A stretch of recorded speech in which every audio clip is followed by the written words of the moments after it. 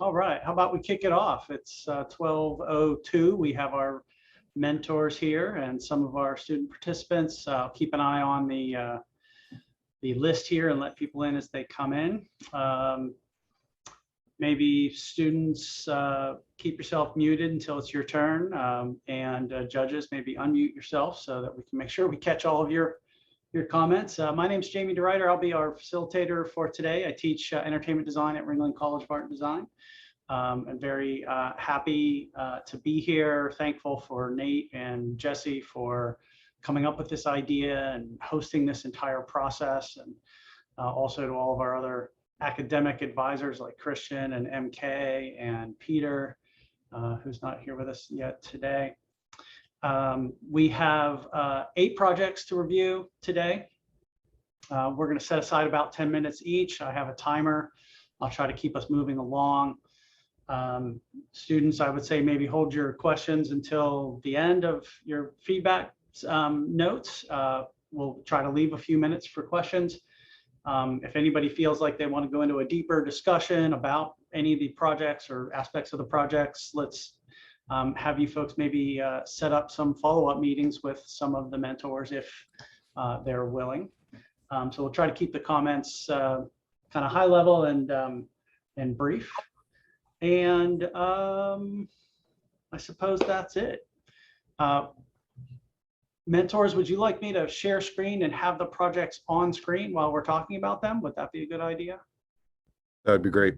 Okay, yeah, we'll do that. Right.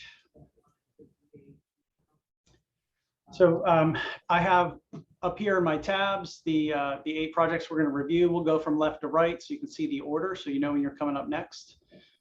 So first up will be Gelid Sanctum, and I'm going to kick off my timer. Is Paige with us here today? Right. I saw that name. Actually, you know, we as a group, we have some comments just for everybody. Okay. Before we get into each individual ones, there are some general overall notes that we all agreed to. That would be great. Let's do that. I'll set a 10-minute timer for that. Sure, if it'll even take 10 minutes. Oh yeah, it's 40 seconds. It's not 10 minutes. All right, sweet. Go ahead. So from mentors in round 1 for everyone, it turned out there was some pretty consistent feedback we found that we were all taking note of. So we said, like, just at a high level, let's give this to everyone. And even if we don't specifically give this feedback to your group during the individual projects, keep in mind, this is probably for all of you or almost all of you.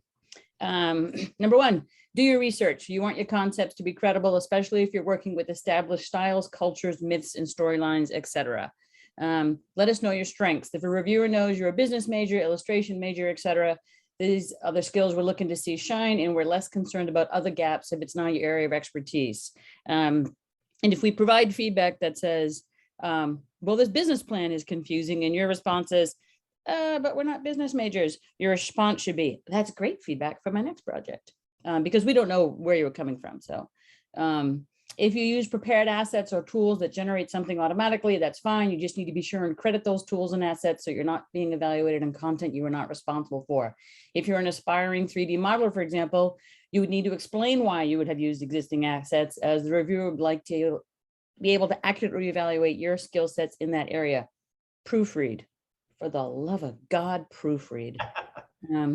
Be sure to review all submission guidelines. And this is just in life, not necessarily for this particularly, but if we can't see your assets, if there's some sort of special tool or software we need to open or launch them, if you miss a deadline, you're likely to not either be reviewed at all or to be reviewed harshly. And in some scenarios, not this scenario, but in some, you know, for a job application or a competition, the place you submitted to isn't even legally allowed to look at it if you don't follow all the guidelines. So just be sure and keep that top of mind.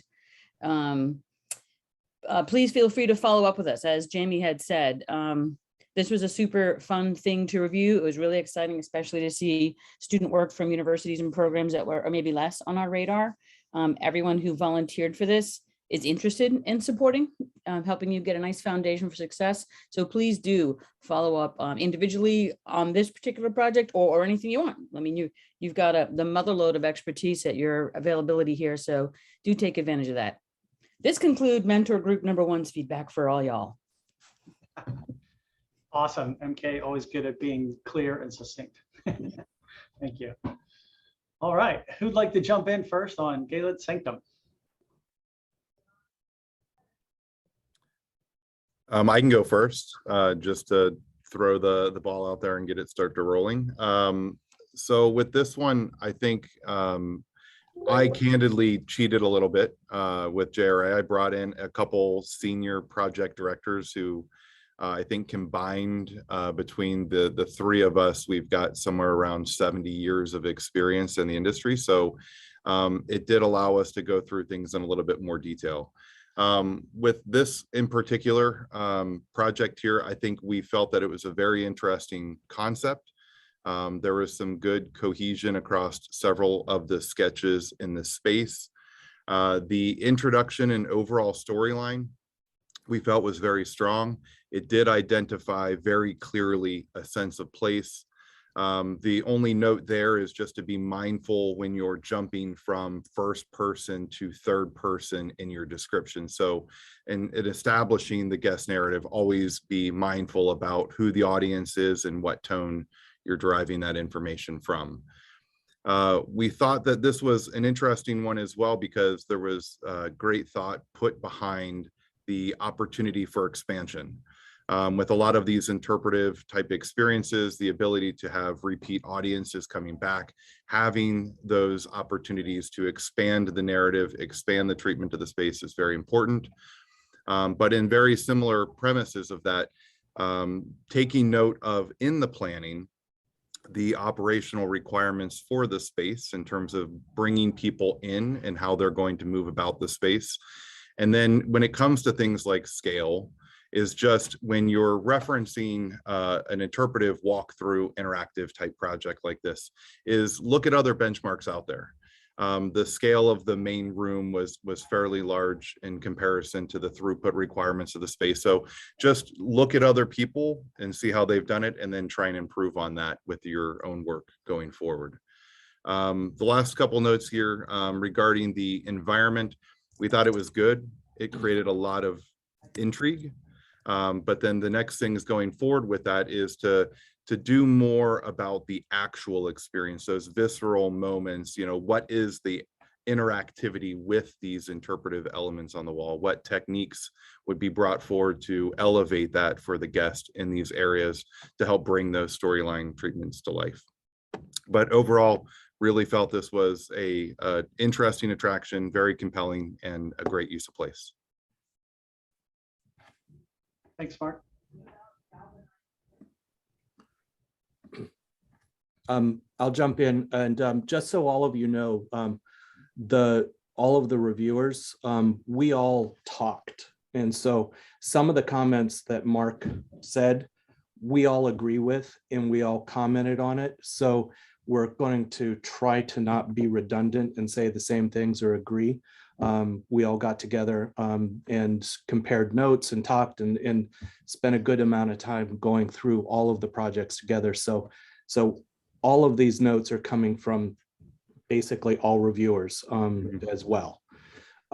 So a couple of other things on this. I went to your website and looked at some of the work on your website. A lot of your work on your website is much more finished and complete, which made me want to see that same level of completion in these drawings. These felt like a first pass where you were adding in, so you were very writer heavy. And from your website, I know you're not majoring in that. So I would like to see more of what your focus is in your major. And also, as Mark noted about the business plan, just a note for all of you, if you don't know this website, it is Ask Buzz, and it's based off of Buzz Price's roller coaster math. And so you can do some initial business planning and parameters set up on Ask Buzz.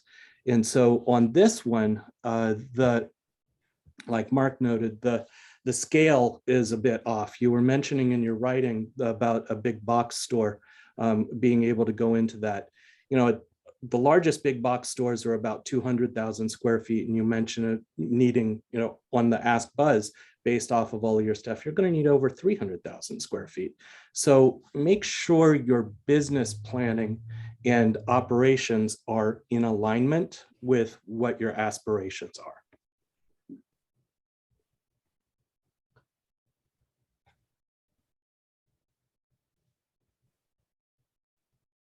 Great points of that there. MK, do you want to go next? Yeah, very similar to what has been said. Some of the notes I have says, this is a great starting point. One thing that's very, very common in entry level or student level work is they repeat the assignment back to you.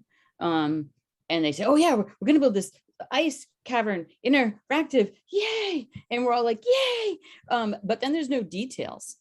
So it's a little hard to imagine what this experience might feel like. So some more details on what the interactivity is, what sort of sculptures and things might be there.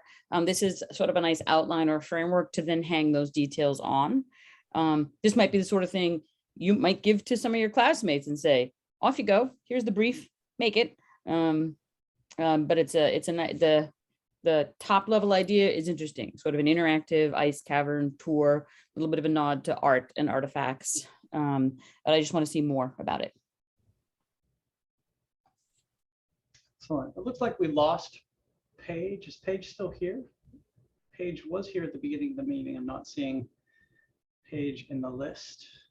Good thing we're recording. Hopefully Paige will be able to catch up with this and hear this later. And I think we had Mel too, right? Yeah, did Mel want to add anything to that? Yeah, I mean, I repeat the pattern here. A great start. I think I was filling in mental gaps, having just been to Meow Wolf's convergence station in Denver and the Ice Palace, and so I kind of saw it, not so much derivative, but I could easily see the potential of the concept. And I think you might have referenced Meow Wolf a few times. So again, I actually thought it was one of the better kind of starting off points for some of the potential projects in terms of just and particularly I really appreciated the link back into the kind of the mythology.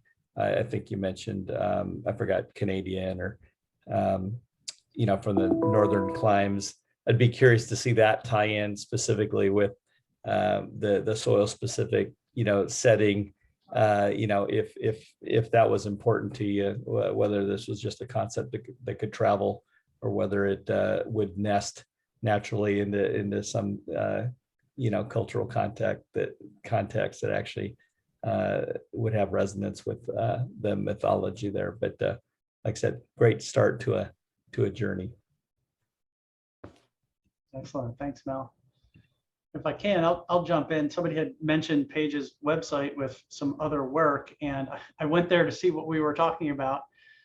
And I found this image, and I'm now recalling that Paige was in our Ringling College pre-college program. So this concept actually goes back a few years, and I would commend Paige for further developing a piece, right? Like especially in education, if you're working on a piece, you get feedback on it, and the semester's over, you turn it in, you get a grade. It's still your idea. It's still a world you're dreaming of, and to see somebody have passion for an idea and stick with it and continue to refine it in development, I think is very positive. So congratulations, Paige, keep going.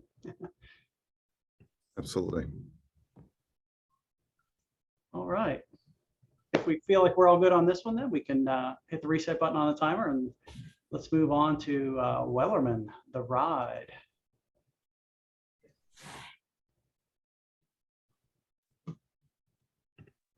Who'd like to jump in?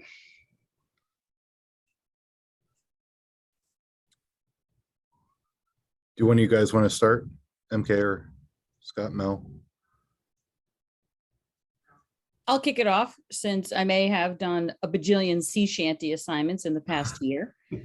I like that you connected this to it's interesting to call it a pop culture trend when it's in fact several hundred years old. But again, this is one where you want to be very, very specific about the cultural pull-throughs, right? You mentioned the Wellerman, which is a very specific song that includes very specific references to New Zealand whaling on the shore, one of only 2 places in the world where they process the carcasses on shore. And then the presentation waffles in and out of that. It waffles into European ones, it waffles into Canadian and Newfoundland whaling, which is fine, right? Big whaling adventure. But if you tie it like literally in the name to something so specific, either be sure and honor that entirely or sort of let us know where the waffling is. I wore my safety shirt today to remind everyone that whether or not you're specifically in operations, always be mindful of operations. And this one did a really great job of respecting what the operations needs might be. The layout illustrated that very clearly. How do you get through? How do you access things? One thing that was super interesting to me was that this was originally 2 separate projects that were then mooshed together. And so if we have time after all the feedback to hear from the students, in what ways, what did you learn from that, right? Because neither one of these were made specifically for this. They were separate projects like many students did, but both of them were an example of furthering skill sets. And then you mooshed them together. So the integration of that is interesting and often something we have to do all the time, right? We build in spaces that pre-exist with electrical and plumbing already preset. So what specific learnings did you get from that are interesting?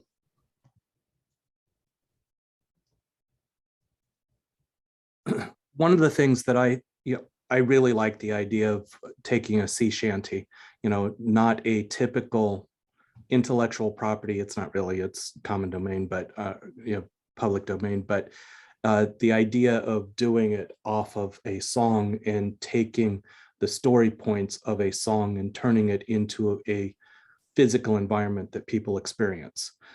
I like that. I appreciated that. But on the other side, since it is such an audible basis, there was no mention or no thought put to music, background music, sound, or audio. I would have appreciated tying that into the physical aspect as well.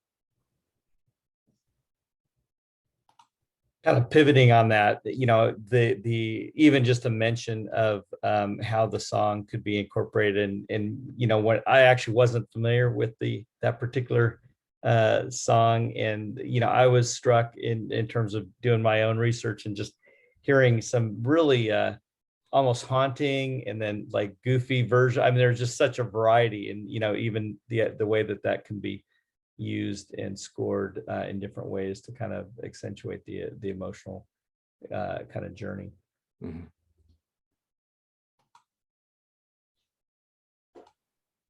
From our side as well, just to kind of add on to some of this, I think to go back to what MK was saying about the bridging of work, I think this is also a really great point to mention.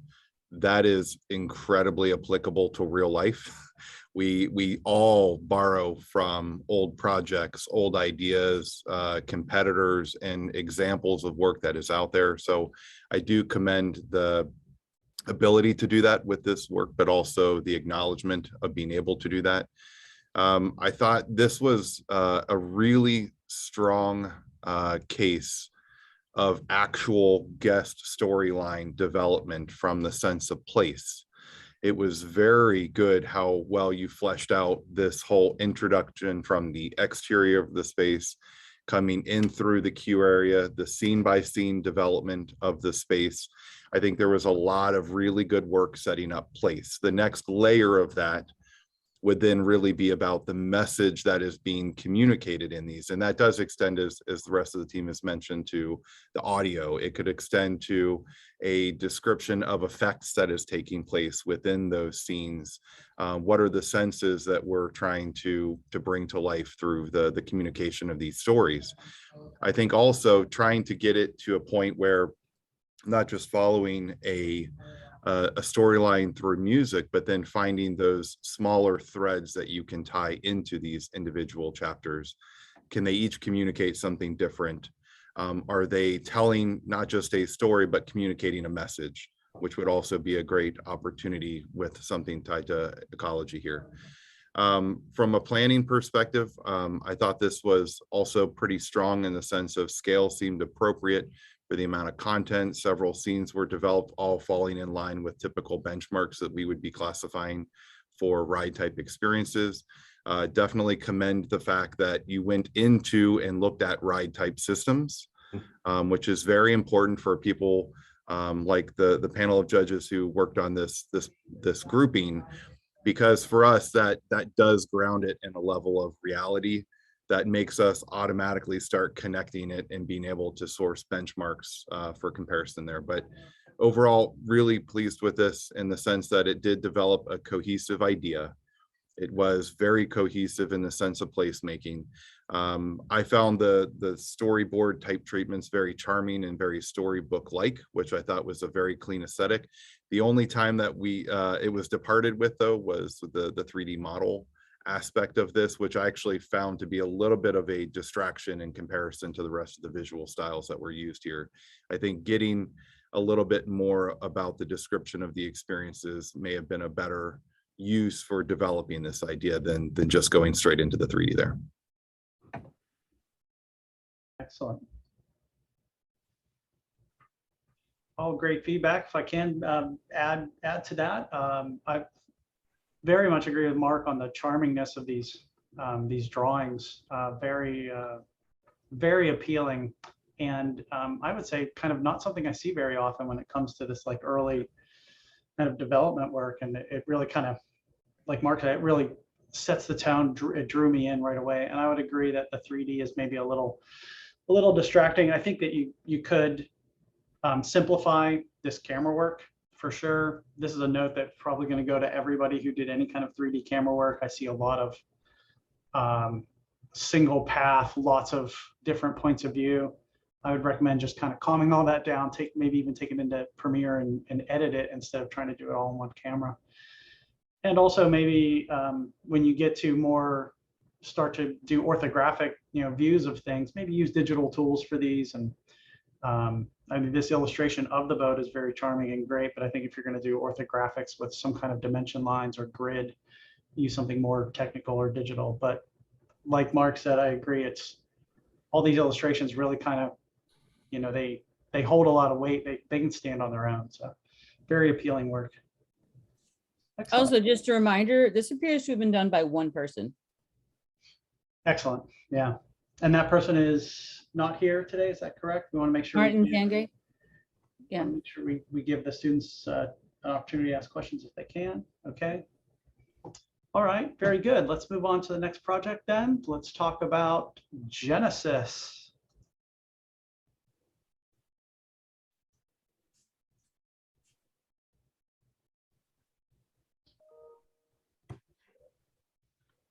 Mel, do you want to start out this one? Yes. Sure. Yeah, I think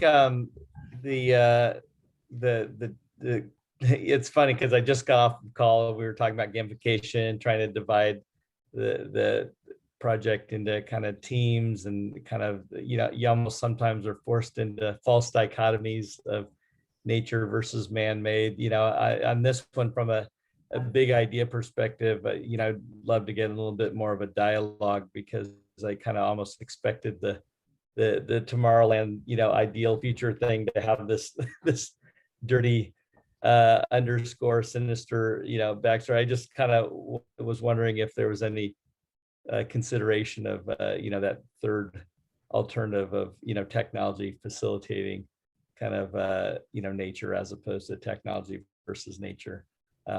Just again from a big idea and kind of moral underpinning of the project. But I just wanted to start with that. But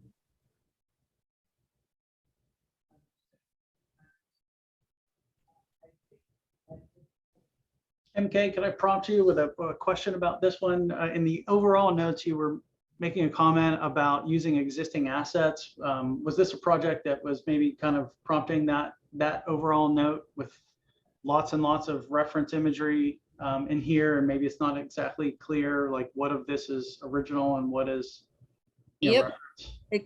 Correct. Yeah, especially if a showcase is meant to showcase your individual skill sets. It's not clear what the skill sets of this team are. And then later on in the video, when we do see some of that, it's so drastically stylistically different. It doesn't look as if it's created by a unified team, or as if the team even agreed on what the third-party assets were. So as mentioned, right, nature versus technology, and nature wins.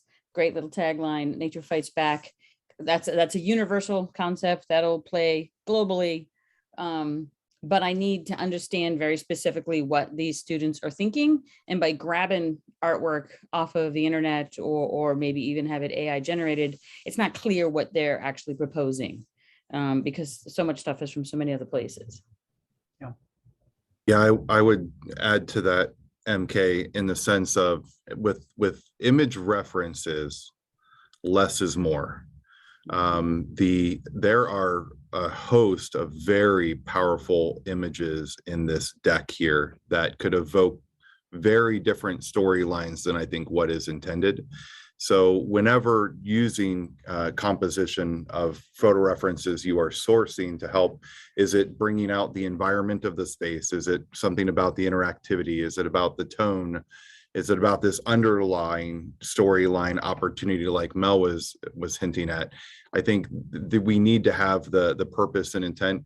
This was, I think, a good one from, as MK mentioned, this kind of classic good versus evil from a storyline standpoint. I think clearly there was a lot of good thought and effort put into the planning for this one, but with taking on something of this scale, that brings the expectations of a lot more detail than was provided in the original submission. And this one had the biggest detriment for me was the inaccessibility of all of the content initially. We weren't able to get access to a lot of this presentation deck until after our judging time was completed.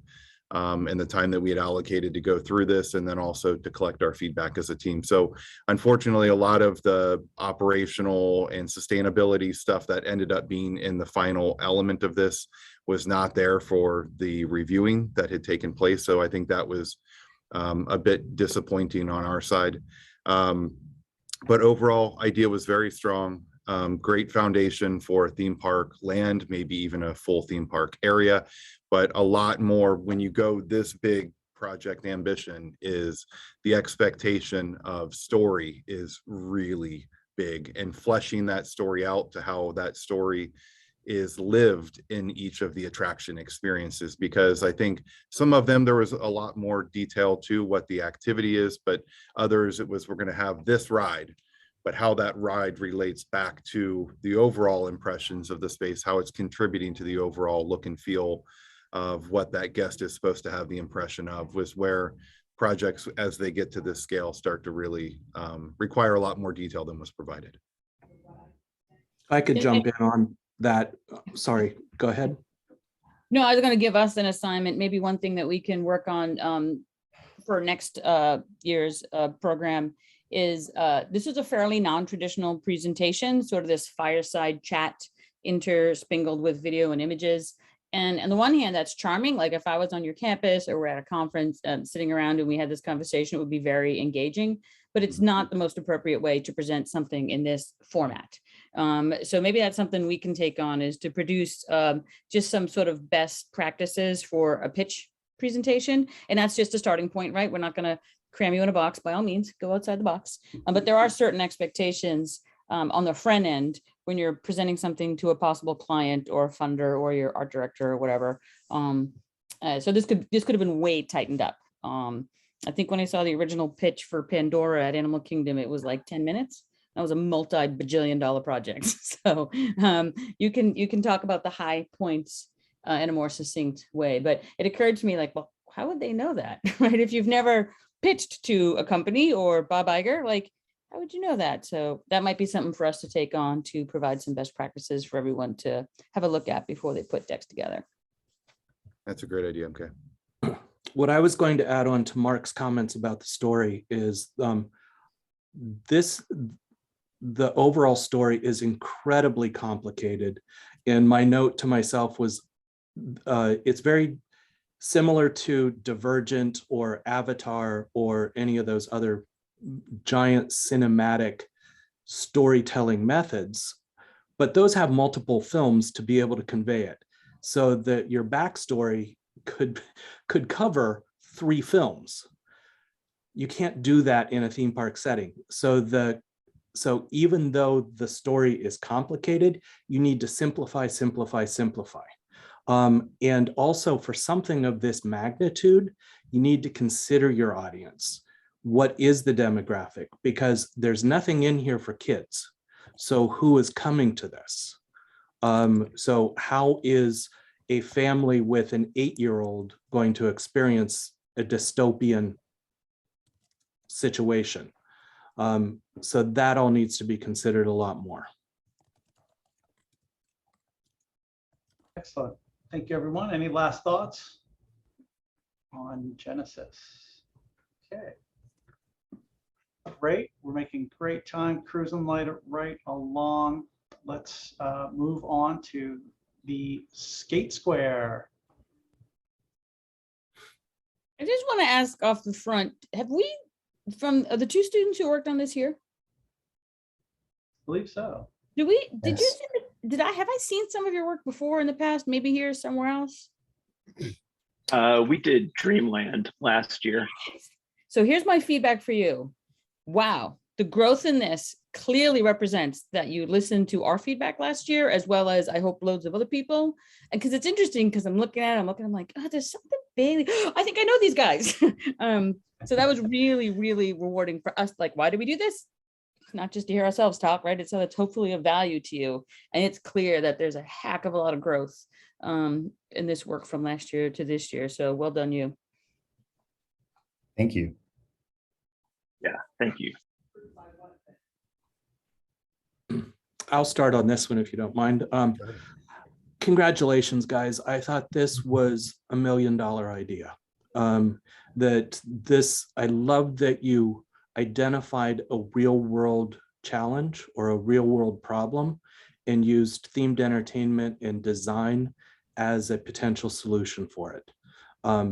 And you outlined what the problem was. You outlined your thought process to be able to come to that very well. I could see this in being built in a real world, and I also like that it's not just a solution for Los Angeles or for Chicago. This could go into Dubai, this could go into Singapore, this could go into Rio. It is a global, and it is very comparable to something like Topgolf or even wave pools or anything like that. It's giving people that can do this or want to do this an opportunity that is safe and guided. So very much appreciated that. On the critique side, I think you have a scale issue. So this is certainly scalable, but the massive scale of this, I mean, this is a couple of city blocks. That's not real practical. Kind of bouncing off that, I think there's a paradigm. Is this really a free, non-gated attraction, or does this have the potential to be? Because I think your revenue model is more on active, real-world tenants and sales, and so is this really more of a RD&E, thing that draws on the Southern California skate lifestyle to really have as many spectators and shoppers and consumers as there are actually skaters that really kind of provide a little bit more of the show aspect. So I think there's some flexibility where you can go from a business planning perspective, but kind of like Scott was saying, I think the concept of tapping into that Southern California lifestyle, taking that show on the road. I think I was a little nitpicky in some of my initial thoughts of like, if it's SoCal based, we don't really have those courthouse squares that you have in Indiana. Some of the just physical urban design configuration isn't, you know, maybe more of a, you know, a beach or an urban kind of setting. But again, I think, you know, from a modeling, from your layout, your operations, I'm just really well packaged. Yeah, but Mel, that's phenomenally good feedback. If we are caring about that, it means we don't care about the other things. Everything else has been covered. Right. So a lot of our notes were like super nitpicky, like, well, you need a lawyer, right? Like, so if that's where our feedback is, it's because we get the concept, we understand how it'll work. There, and then it goes down to, well, minors can't sign waivers, so how is that going to work? So that's good feedback, because that's the details as to whether or not this is actually even feasible. But there are things like, this is a great one for, I don't know if you did it, by the way, Yancey does not count as a subject matter expert. You need to talk to people who build skate parks and water parks and mixed retail, recreational type stuff. So subject matter expertise will go a long way to informing what parts of this are actually doable, and what parts aren't, as well as both from a legal standpoint, from a mixed use standpoint, who is this community? What is their anticipated age? Things like that will change how this fleshes out. Also, your big differentiator was that this was mixed use. But then we didn't see any examples of what types of stores would be there, what types of vendors would be there. If you're trying to very clearly cater to a particular culture, what are the things that resonate with that culture, or what are the brands that want to be connected to that culture? And echoing that, what MK is saying here, I think culture is the big underlying thing that would still need to be improved upon for this to be an applicable and successful location, because it's not just about the culture of the people who skate. It is the people who are with those people, and what are they doing other than just spectating. So I think, and again, we're providing some, as we mentioned, nitpicky things. This is an incredible package here, very well executed across the board from a graphic standpoint, visualization, and ideas. So the ideas I think we're tossing out there are thinking like, this could move forward, and here are some things to take into consideration, because the cultural part, spectators, audience members, is variety in not just tricks and styles that you can do in different places, but, you know, having a deterioration of space, getting into some of the more material aspects to some of these and what makes that unique in the sense of this place.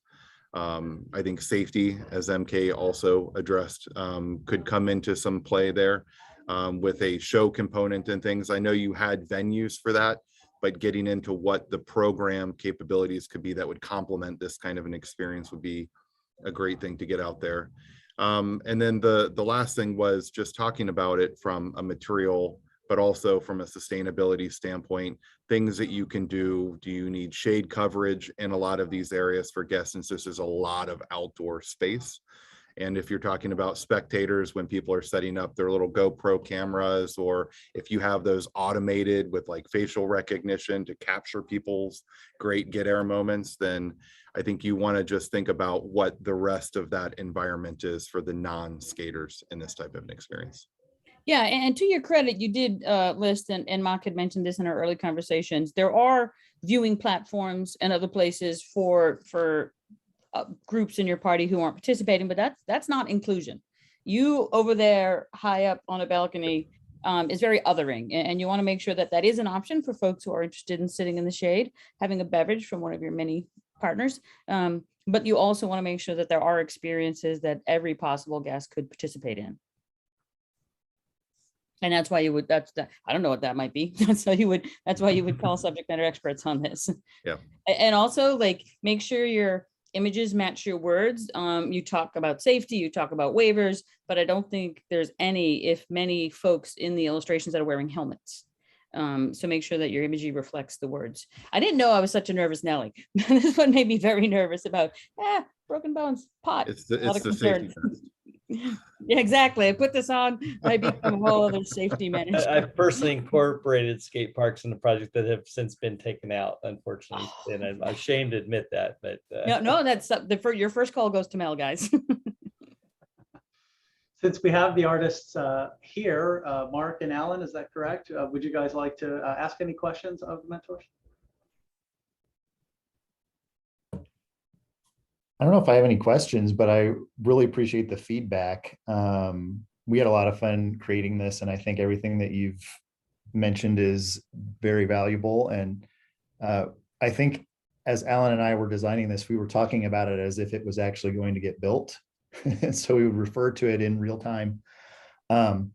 So yeah, I think that the feedback you've provided is good food for thought, and we'll see where it goes in the future. But I don't know if I have any other questions. I think your feedback's been really clear.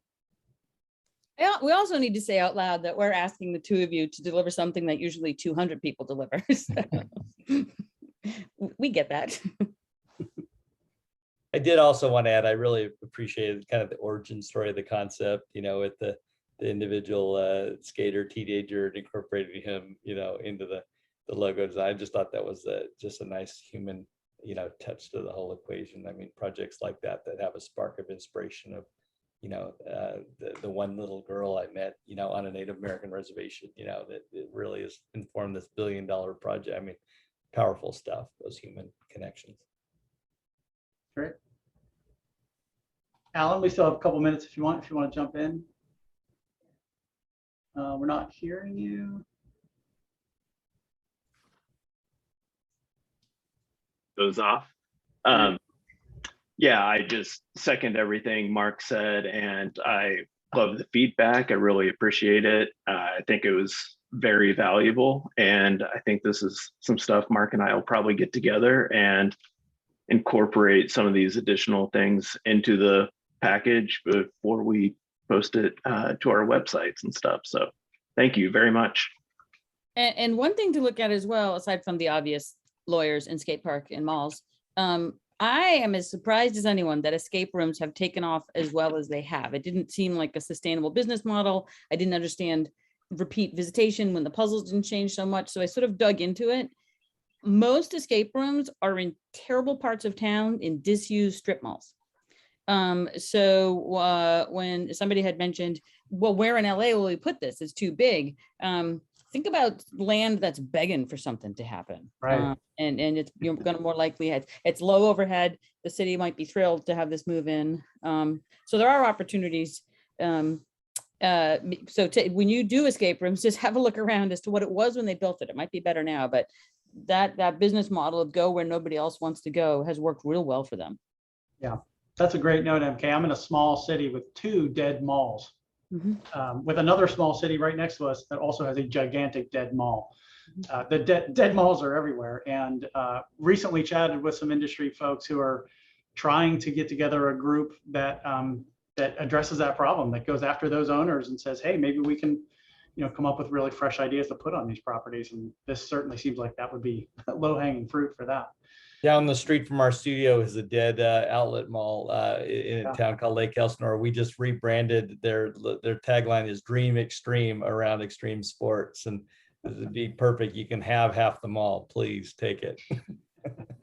We'll be happy. That to would be a build perfect location. So.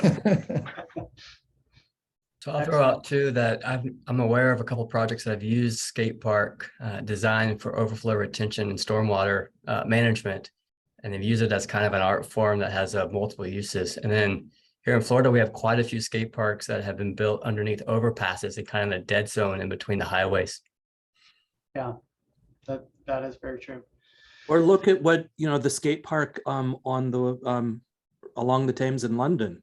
I can't remember which side of the river it's on, but it has become an anchor that food trucks and pop-ups have come around it. So it's a real destination.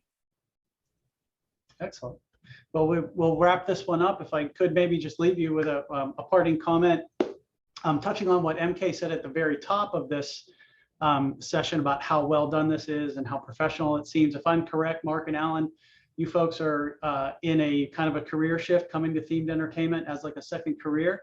And I think that whatever your previous professional experience was comes through in this. There is a level of professionalism and maturity here that really shines.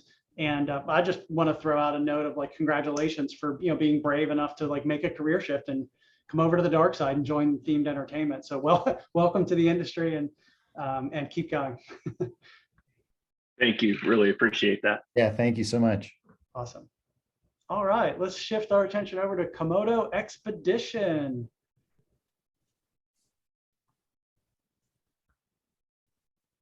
Want me to start? Okay. Mark, go for it.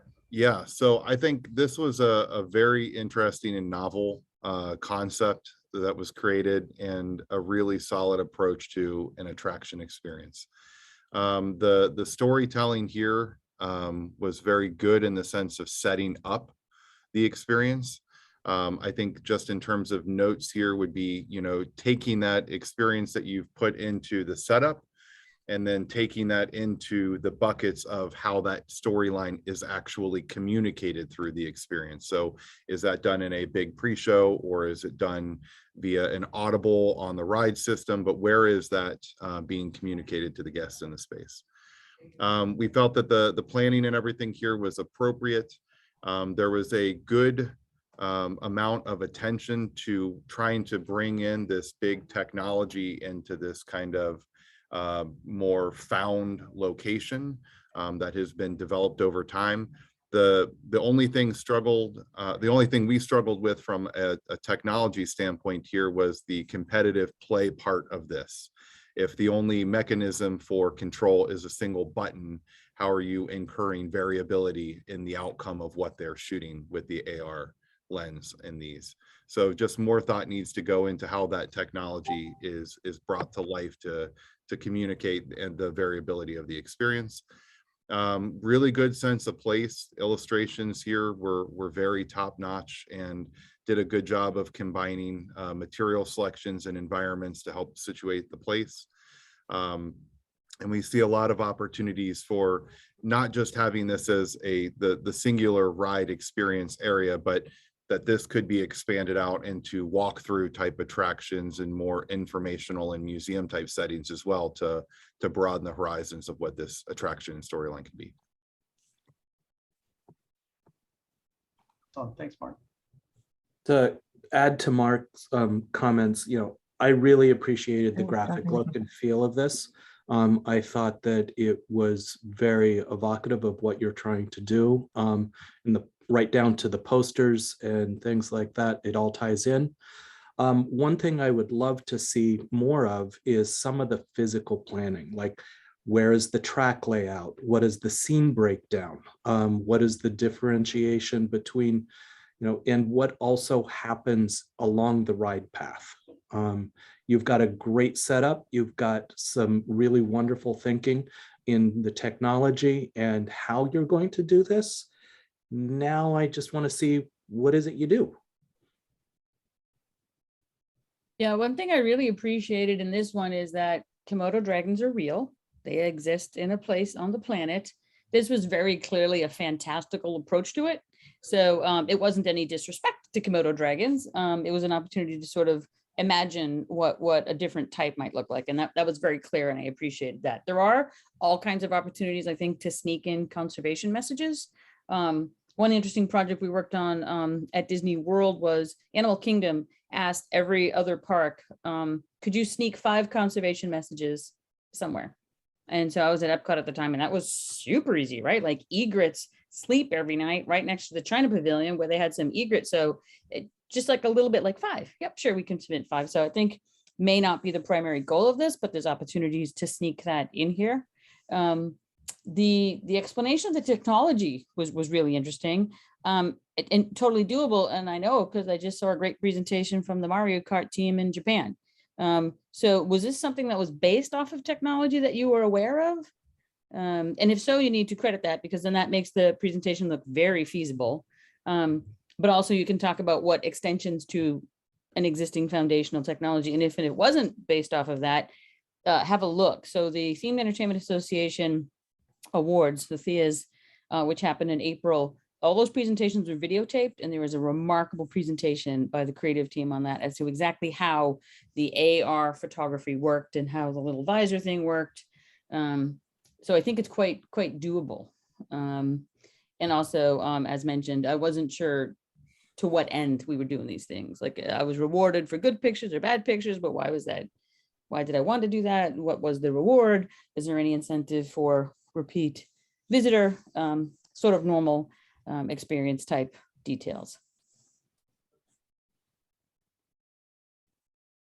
Mel, you want to jump in with anything? Oh, sure. Yeah, I mean, kudos. I mean, definitely probably of this batch, probably one of the stronger visual representations. I think in a lot of ways it was so well done on certain aspects that it almost raises the bar for, kind of the expectation of kind of rounding out the package. I particularly, appreciated some of the branding attraction posters and some of the attempts at kind of regionalizing or putting in context, down to the whatever the vehicles having some historical precedent, in the region there.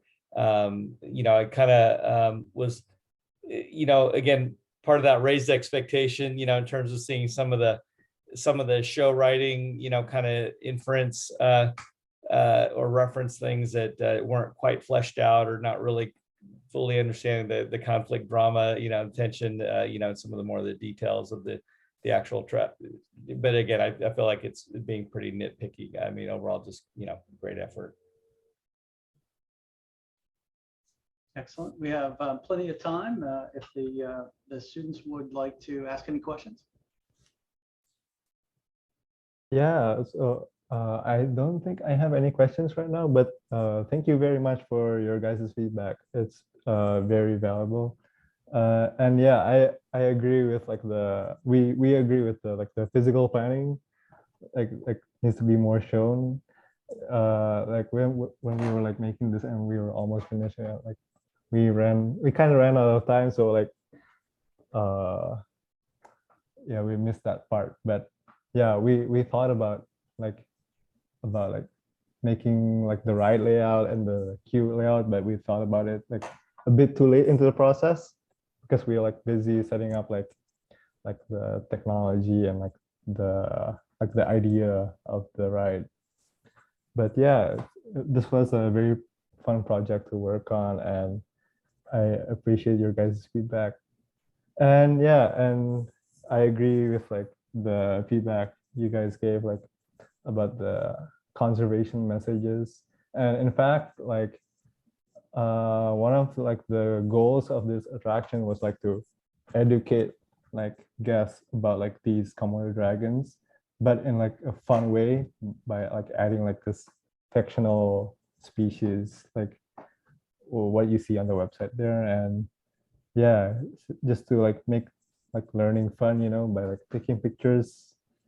And about like the button, like how linear the results of the photos would be, we were thinking of like having like various ride elements, like altering the results of the photo. So like, for example, like the continuous movement of the vehicle like makes it more challenging for like the guests to take a picture, and therefore they want to like have repeat rides to like get better scores, yeah. So that's what we were thinking about that aspect. But overall, thank you very much for your guys' feedback. We really appreciate it. Excellent. I might throw in a note touching on something that MK said at the very, very beginning about communicating your strengths. Where are you headed with your career, and what aspect of this, very kind of multidisciplinary art form are you focused on? It was clear in your presentation that you're presenting yourselves as, scenic and graphics. The presentation shows that. It's very strong, I think, in the graphic kind of column. And if ride layout and ride path and throughput stuff isn't your area of expertise, what a great opportunity for collaboration, right? Shop this around, find somebody that does do that or is studying that and wants to focus on that, and bring in another team member. I think this project is worth, pursuing and continuing to work on. And again, I always try to encourage my students that just because this moment in time has passed doesn't mean that you can't keep developing the idea and keep making it stronger. So keep going. Excellent. Also, congratulations for a project with folks who might have been in 2 separate time zones. we do that all the time. So that's a great learning opportunity that you might not have planned for, but you got it anyhow. It's a very astute observation, MK, and very appropriate for the industry. You are frequently working with people in other time zones. Excellent. All right, folks. We are more than halfway through. Does anybody need a quick bio break? We could pause if we need to, especially the judges, or if we're okay to keep powering through, we could do that. Judges are okay. all, everybody's good. Keep going. All right, let's keep moving forward. Let's move on to Thanatopia.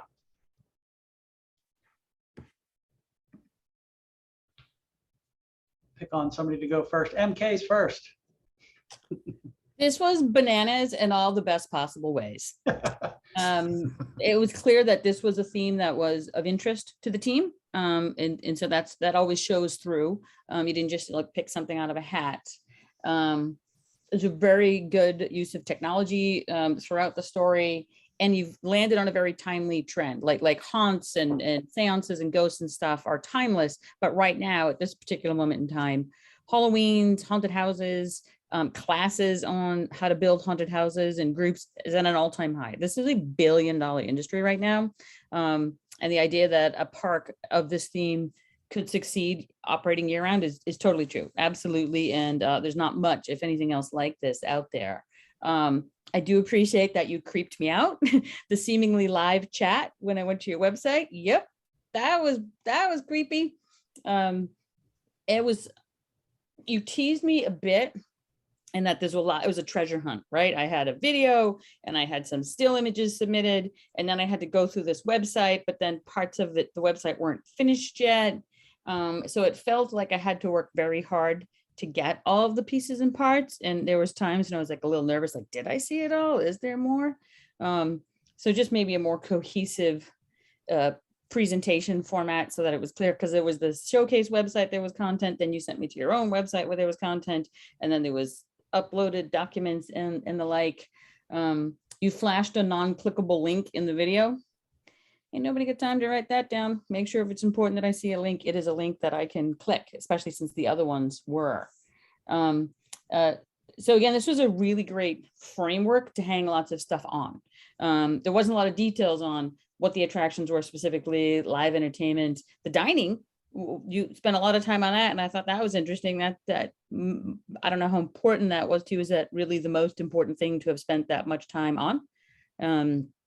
So I was on board, and then you sort of left me hanging by not giving me a lot more details on what the specific experiences would be. Really great sense of what the emotion of the guest was that you wanted throughout the experience, and you walked me through my emotional highs and lows, anticipation. And there was a massive amount of work, right? Like, well done you. This was a boatload of work for a team of this size to have put together. One of the very last things I looked at, and that was based upon the order in which it was presented, was this backstory about the tooth fairy. And I didn't see that anywhere else in the presentation. I'm like, oh, that's terrifying and interesting. Made the scary guys like a little more benevolent. So had I had that wrapper, I found myself going back and looking at stuff now that I had that information.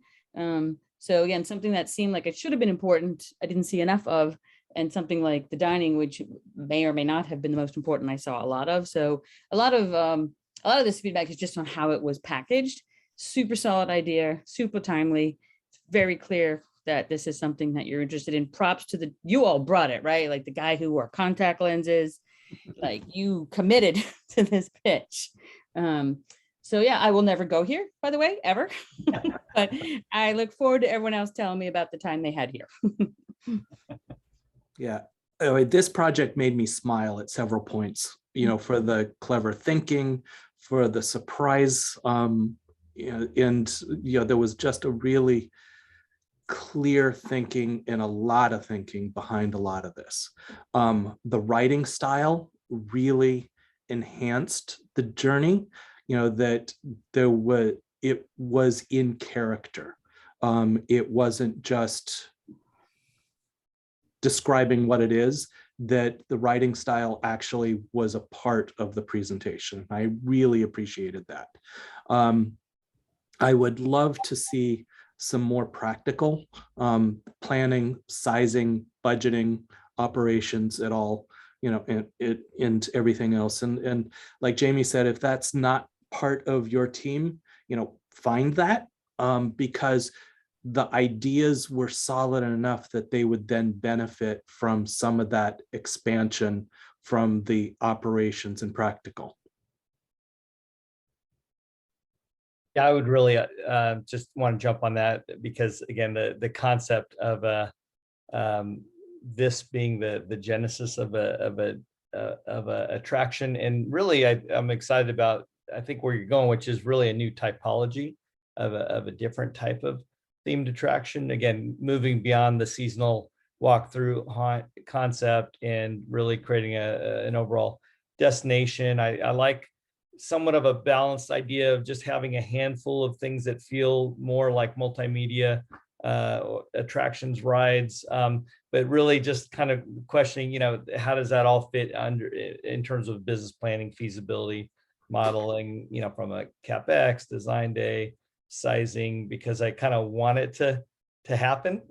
And again, the other thing is just, you know, kudos to going all in on the pitch and the presentation. Just hopping on the Zoom call, I'm just even excited to see your face. I feel like I'm, you know, meeting you know, rock stars backstage here. So yeah, thanks for the effort. That was a lot of fun. It was a fun ride. Yeah, this was a really well put together body of work. I think to the other points, it was great because it wasn't just a presentation of content. You turned it into a bit of a performance as well, which was very differentiating in terms of the mix of stuff that we were looking at.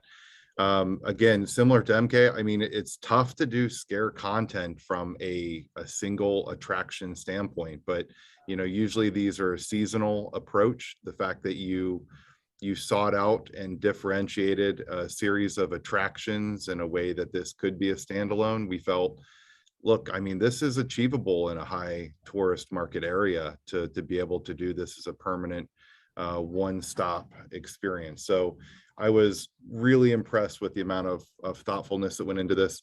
Similar to some of the other comments there, the only places really that this needs to be, you know, brought more into the light of attraction is, you know, some visuals of the actual experiences. I think you've set the tone and the place for this entire experience, and certainly have captured the essence of the psyche and some of the visuals of what we're going into, but then getting inside of those attraction areas, what is it that experience is going to entail going through the spaces with some visuals, maybe some photo references, would certainly help push this even farther into a applicable project. Same thing as the other notes, just some of the operational stuff would be great. That could be a partnership opportunity going forward. But really, kudos again, similar with all the other judges here. I think all of us felt this was an incredibly strong pitch here, and very comprehensive in the sense of, you know, taking a big ambitious scale and delivering in a lot of the assets that we were looking for. Another thing, thank you, Mike, you just reminded me in my notes here is, and I don't know how you would integrate it, maybe an appendix after the fact, but you mentioned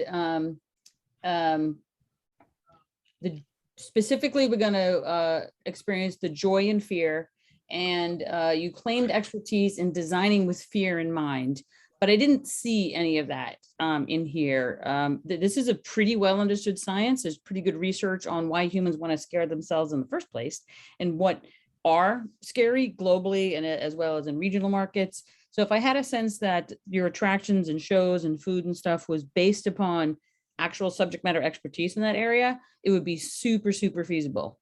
Be like, yep, nope, they nailed it. X% of humans are scared of whatever, and X% aren't, but are scared of this. So in the notes that I have to send you back, I've got some references on that, on why humans like to be, like, why does anyone jump out of an airplane, right, for a thrill? There's some pretty good science on that. That would be nice to see integrated into your stories and shows. And the performative nature of this pitch, it doesn't need to be in there. Like, nobody wants to see Captain Creepy here pop out and say, scientists say, but maybe in an appendix or something to give credibility to the concepts. As part of the business plan. Yeah. Put it all in there, yeah. We have a couple of the students here. Is that right, Toby, Grace? Anything you'd like to ask or any comments? I just want to echo everyone and thank you for the feedback. This whole experience was like invaluable. One thing I did want to ask, I know we took kind of a risk with what we did with our video and our pitch and our immersive website. Kind of after the fact, we kind of realized that we maybe should have also made a pitch deck, like just to clarify it.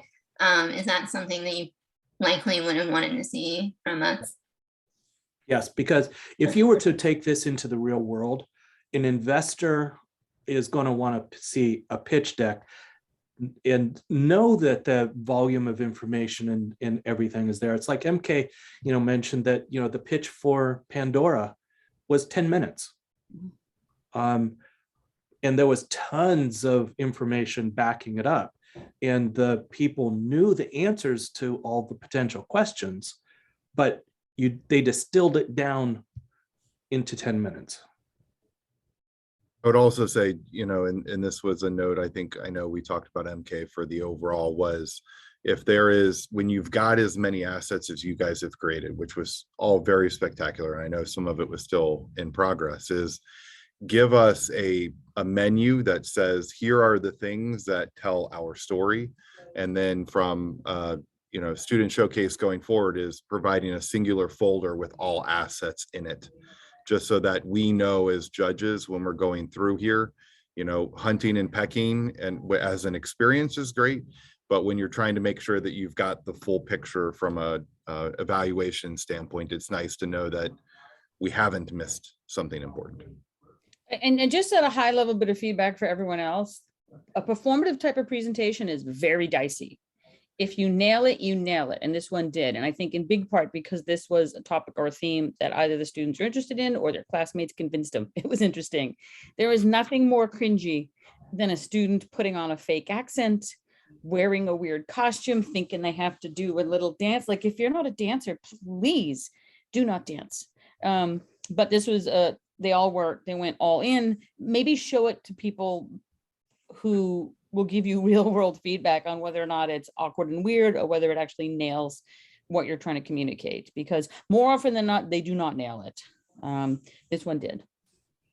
I wish I'd known that before all of my song and dance pitches that I've been giving for the last 10 years, MK. Where have you been? I was in the back row going, oh, stop singing. You're not Busy, too busy cringing. Great work on this, though, guys.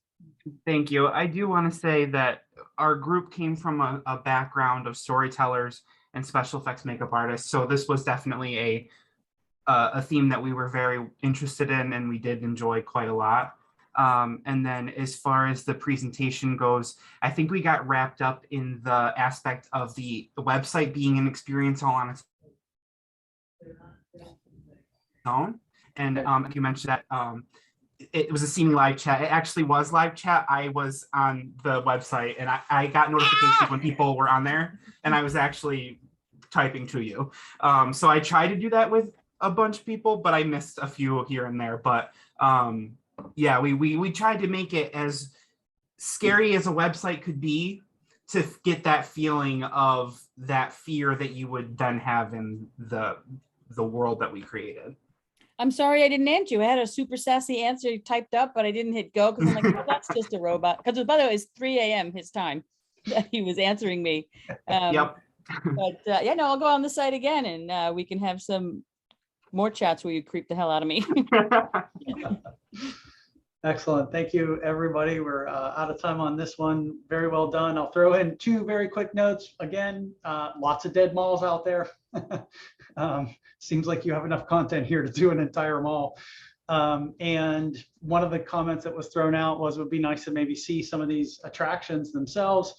My program focuses on environment design, sets, and scenic. And so if you're looking for collaborators, I guarantee you I have a handful of students that love this genre and would love to develop some of these attractions if you're looking for collaborators. So feel free to reach out.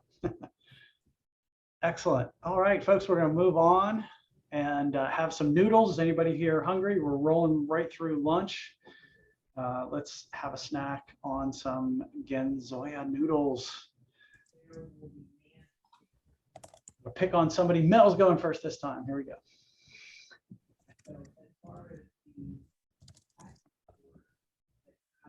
Sorry, Mel, you are muted. Get you unmuted here. Oh, sorry about that. There you go. Yeah, this is a little rough one because you just happen to set me in my absolute favorite diegetic universe of that kind of cyberpunk Blade Runner kind of world. You did throw me off though, because I've always dreamed of eating those Blade Runner noodles, but the menu was a little off kilter. So there's kind of like being true to your story and design intent, and then there's actually, does this actually work as a food and beverage experience, or more of as a competitive food and beverage offering, or as an actual story experience? I think that's part of the tension. I think through this, again, overall love it's actually one of my favorite of the visual presentations, packaging, graphics.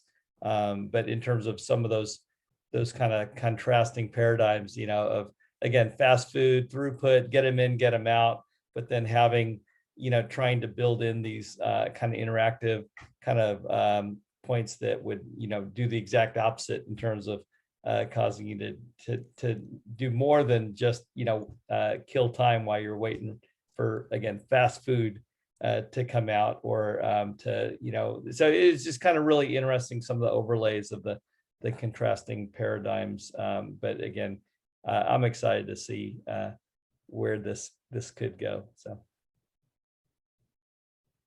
Yeah, I would say graphically, this was a really unified treatment that you've provided against the entire concept here. We kept comparing it to this kind of Blade Runner meets Solvent Green type storyline experience, which certainly has some appeal as a potential standalone.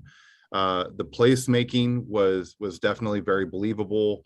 You put a lot of effort into the upfront food part of this, which was all very clear, menu offerings and everything, which certainly helped define your intent for the attraction, or I'm sorry, for the F&B part. But where I think we felt that more development was needed was the integration of the actual attraction part. So getting into, similar to what Mel was mentioning, you've got the operations of an F&B, which are usually fast and turned. You're providing an attraction component, but it wasn't clear, is it an attraction before the food, after the food, while you're waiting for the food? It's one of those where from an operations standpoint, that understanding of when you're deviating from a standing patron waiting for your food to this immersive walkthrough interpretive experience, that needs to be really clearly defined, because you're pulling them out not only from a storyline standpoint and delivering them content, but you're also physically removing them from the food area by sending them out onto this journey through the space. I think it was a really interesting idea. I think the storyline and the show scripting that you had between some of the if you will, the storyline hosts was very clever and well thought out. But again, how is that emulated in the experience that the guests are going to have? So you mentioned some technology integration and some photo op experiences, but place making that in the space, place making it from a standpoint of the actual interaction, like what is the narrative that the guest has as they approach these things? Are they touching these things? Are they looking at these things? How do they know to go through and unlock these different spaces to get the special room? Getting a little bit more of the development of what that engagement period is with the guest would be important for bringing this attraction to life.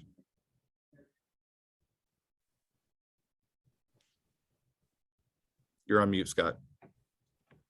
Sorry. To play off of what you were saying about, I felt like this was part of something bigger. It doesn't feel like it's part of a theme park, but it feels more like it is the food service area within a Meow Wolf, where there's that interactive overlay in story that it is more of a standalone or part of something that carries the story throughout. But it didn't feel like a theme park because of the theme park mentality of food service. That anything that is interactive or show oriented usually is on a higher end and is reservation only.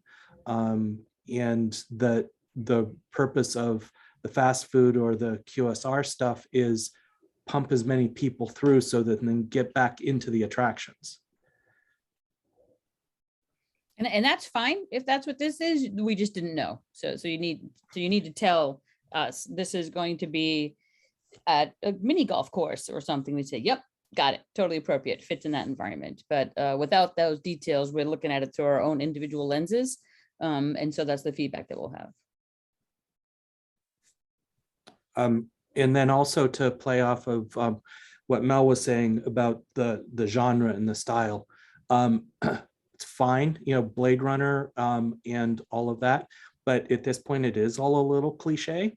I did appreciate that you're talking about biopunk, but the look and feel of this is much more cyberpunk than it is biopunk. I did not see anything in here with organic technology.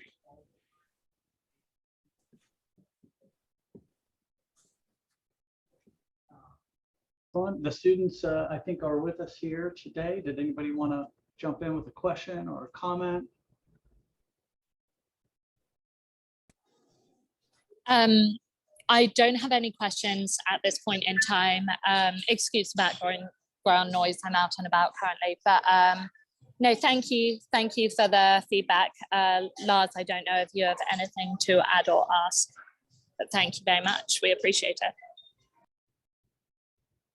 No real questions, but like you said, we kind of approach this in how can we reinvent the way that the quick service is done, because we're very known of having like super high-end dining experiences that cost 100, and that's where the interactivity and the fun stuff comes. And the people who are on the lower end of the budget spectrum tend to get left with the scraps, the burgers. And so it was a fun challenge to try and and it definitely needs developing and how to integrate the technology. And but yeah, it was a lot of fun to do, and thanks for the feedback. Oh yeah, if I gave this as an assignment, it's a noodle bar with a biopunk aesthetic and there are games, I'd be the most famous popular professor ever, right? Like everything about this is super intriguing. And there's lots of possible ways to run with it. I do appreciate that you had done some research on the types of games and how people like to play in these spaces. So a lot more of that would be interesting as well. But yeah, maybe one of the assignments I do every year is just to teach students brainstorming.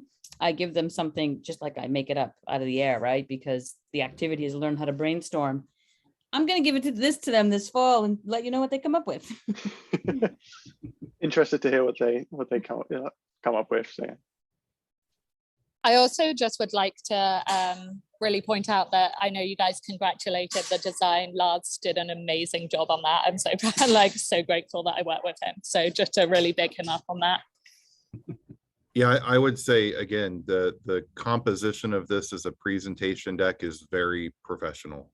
A lot of the stuff was more raw assets for a lot of these presentations, but this one was very cohesive, very much in line with what all major studios and agencies are creating in the sense of composition books to communicate the ideas. So really well done on the overall aesthetic. I just want to give a quick compliment because I know he's here, Mel. I work for Storyland in the UK office, only since recently, and it's one of the things we help a lot with is the presentations and making of the presentations. And I've learned a lot through that. So yeah, quick shout out. But yeah. Excellent. I should have done my disclaimer. I'm already a big Lars fan. So. I think, didn't we see Lars last year too? Yes, I was part of the Operation Underground team. That's how we found him. Mm-hmm. It's working, Nate. It's working. Yeah. That's the point, right? Yes, absolutely. Well, I also appreciate whatever time zone you're in, joining us from that time zone. You guys had your call very early for you guys, and it works out nicely for us at 5 p.m. or I think it's 6 now, but yeah, it works out great for us. So excellent. Can't complain. And let me just reiterate, there are a lot of dead malls out there. This would work. You expand this out to a whole mall, or this is just a food court part of it. There's a place for it. Yeah, I think that's really helpful feedback, because that was something that, we were considering where to place it. And I think that it's got potential, hopefully. I mean, I don't know if this is me bigging up my own idea too much or our own idea, but potential for an expanded universe in a greater setting. So thank you. Yeah, I couldn't agree more. I'm a huge Blade Runner fan, and I could just imagine one of these dead malls, the entire experience. You go in and you're in that world.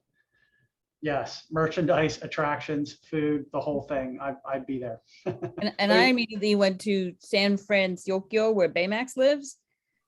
This had that kind of a cross-cultural, future, modern vibe. It's so funny you should say that, because I've got so many thoughts about the potential of San Francisco in the themed entertainment world. So probably that did leak into my narrative a bit. Excellent. Let us know when it opens. We'll be there. Yeah, with our chopsticks. All right. Last but definitely not least, let's talk about Artscape.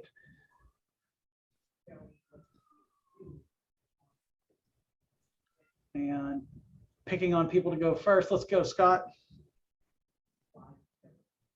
Scott's on mute for a bit. He'll be back in a sec. Where am I? Okay. Got you. MK, you're first.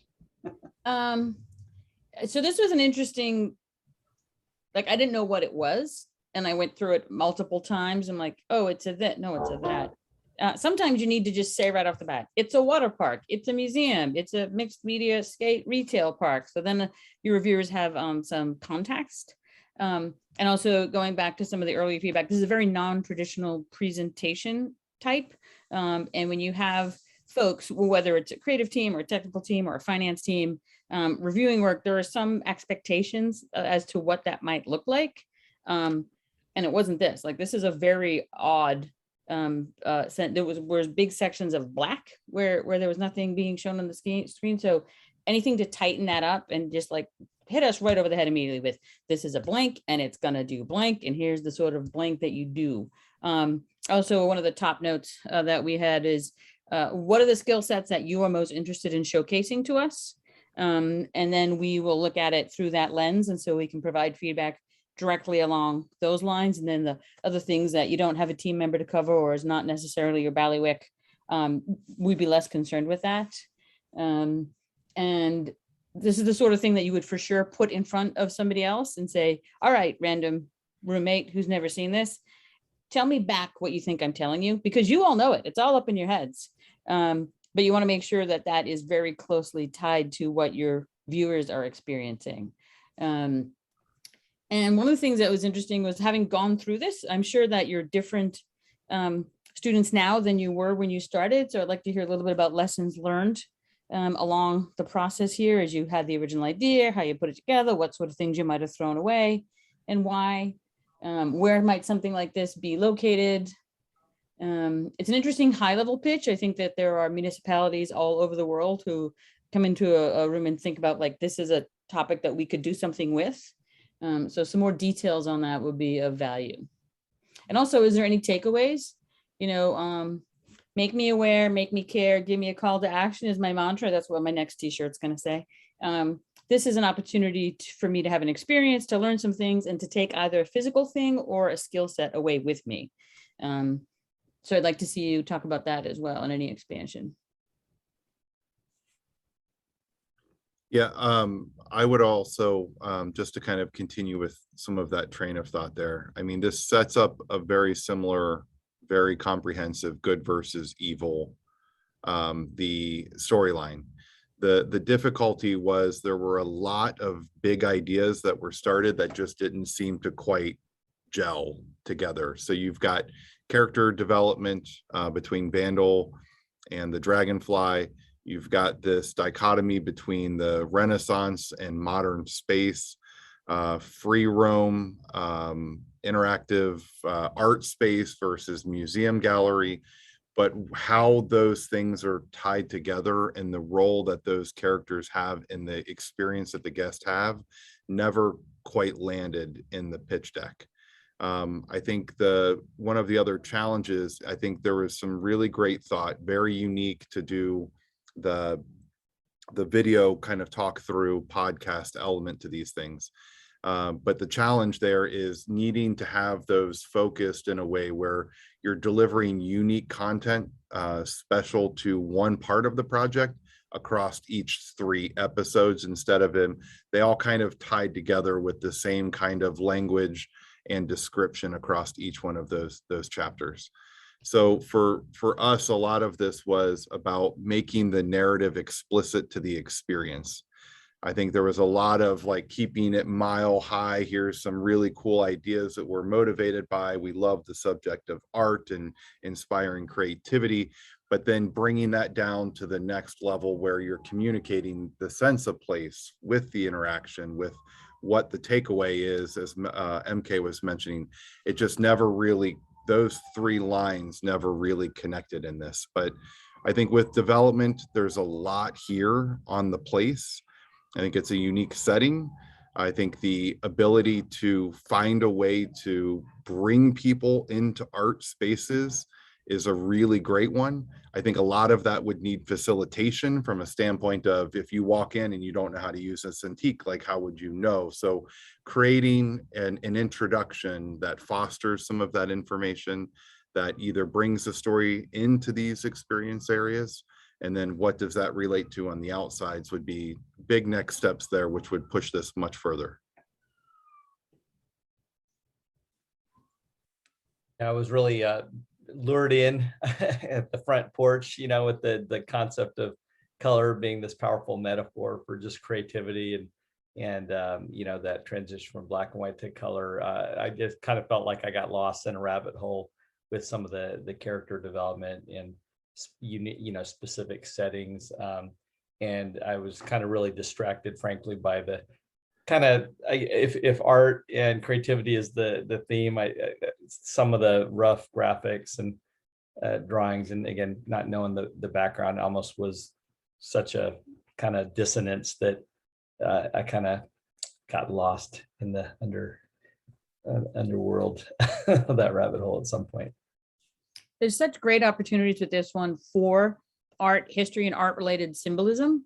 I Googled all the Latin words that the Scary Park used, and they're all legit. Like they're all actually Latin words that communicate about death and fear and the like. Was it important that the guests in the park know that? Maybe or maybe not, but just to know that that level of credibility exists was nice. And so something like this that is based upon the art world. There's so many examples. The dragonfly, one of the notes in the pitch was, I just randomly picked it. Dragonflies are loaded with symbolism. So there's lots of very good reasons to specifically pick it. And maybe there's a whole bunch of reasons that maybe it's not the best thing. So taking advantage of that low hanging fruit, all your art mages will feel really smart. And it may or may not matter to the other guests, the symbology of the dragonfly, but loads of intersectional opportunities in an attraction like this to connect with art and symbolism across time. I really appreciated the idea of pulling people into creativity and the need for art and what art does for the world.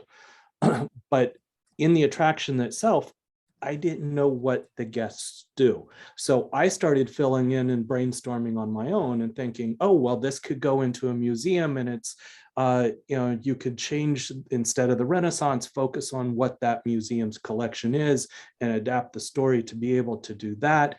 And is there a way to be able to do this through augmented reality so that people can take it throughout the museum and experience it in the broader collection? So I started filling in on my own. And so it was really, you know, trying to figure out what your intent was.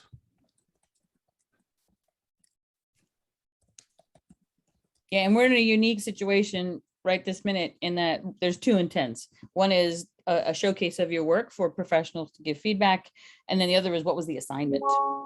If it was not something that was done specifically for this, like what was the goal to get a good grade, or for whatever other intent was behind the assignment.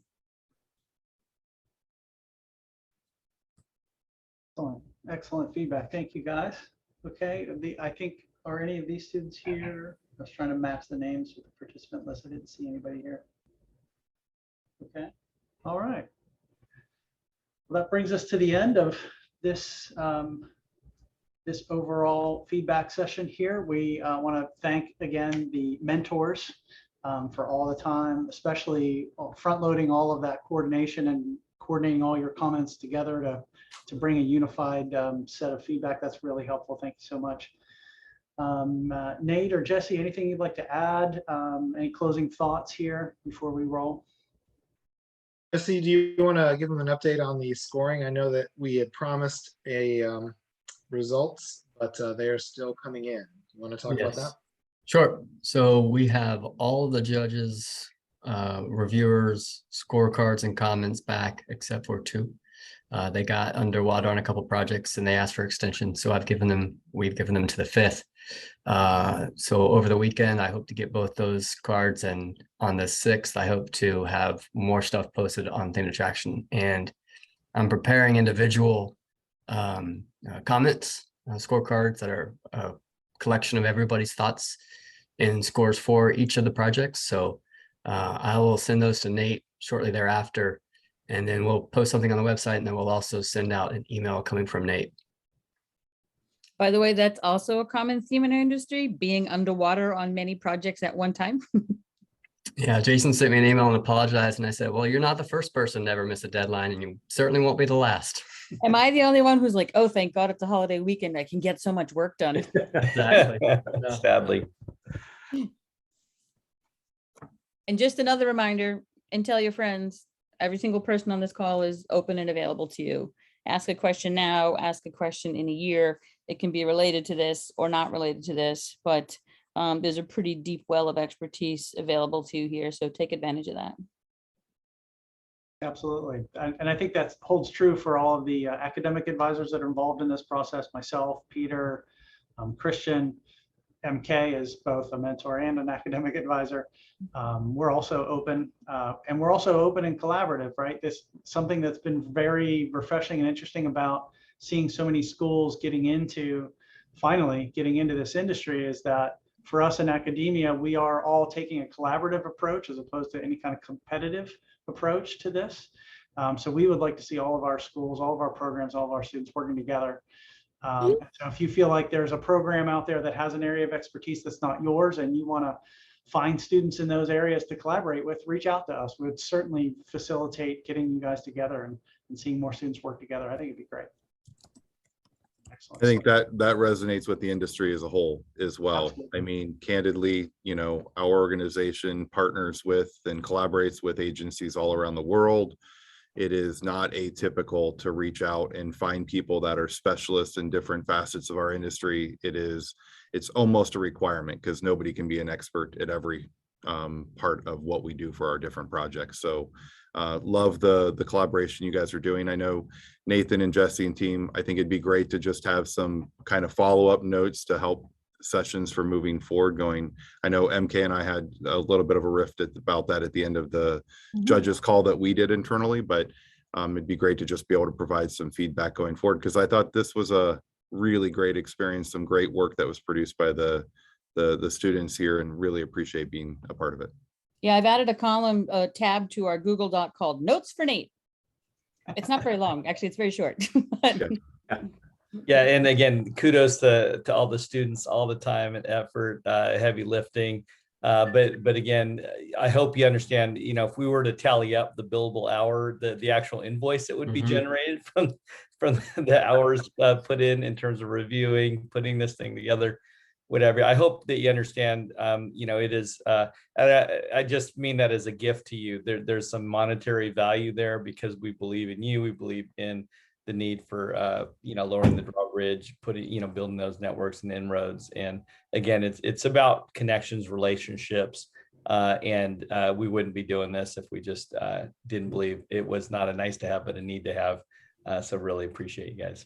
Yeah, I think the average length of stay in our industry is between 3 and 5 years before you rotate to another company or another job within your same company. It's a project-based industry, right? Like theater or film or television. So this foundation of networking with each other, students with other students, and also with industry folks, that's super valuable. And maybe I don't have the answer, but I probably know the person who does have the answer. So take advantage of that. Excellent. All right. Well, thank you, everybody. We'll wrap this up. This has been recorded. We will make sure that those get processed and posted. I'm sure Nate will facilitate that and make that available to everybody. And hope everybody has a great holiday weekend. Go out there and celebrate our independence. Sorry, British folks, you don't get that holiday. Be safe, everybody. Thank you, Thank you, guys. everyone. Thank you. Appreciate it.